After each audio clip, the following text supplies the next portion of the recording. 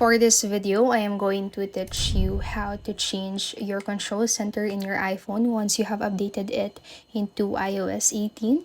So the first thing that you need to do, or before we go into the process, so if you don't know it or if you have updated your iPhone into iOS 18, you'll notice that there's a change of layout in your control center, and also you can now change the sizes of your controls in your control center.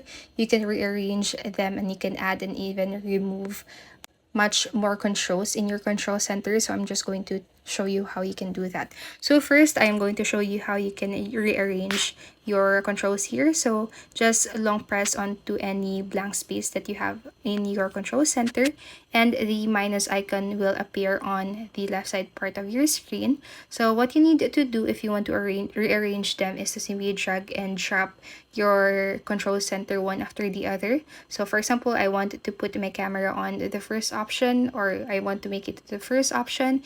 You can also basically drag it on this place also right here, but I'm just going to stick with what I have right now.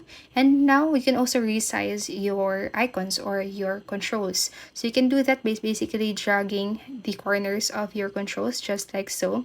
So for the notes, I can make it smaller or bigger. So that is how you can resize your controls. Now, if you want to remove a control right here, what you need to do is to simply tap onto the minus icon that you have, or that is situated on the left side part of that specific control.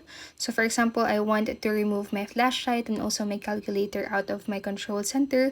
So I'm just going to tap onto it. And if I want to add more, I can do that by tapping onto the add control or add a control button situated on the bottom part of my screen, and select the control that I want from the options right here.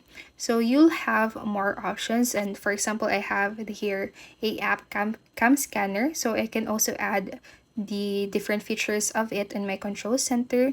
And you can also add different captures, so you can scan code, you can go for Instagram, and for the clock also, once you scroll down, you'll be able to access more. So you can go for vision accessibility, motor accessibility, hearing accessibility, and so on. So that's basically it. That is how you can change the layout, or how you can edit the layout of your control center once you have updated your iPhone into iOS 18.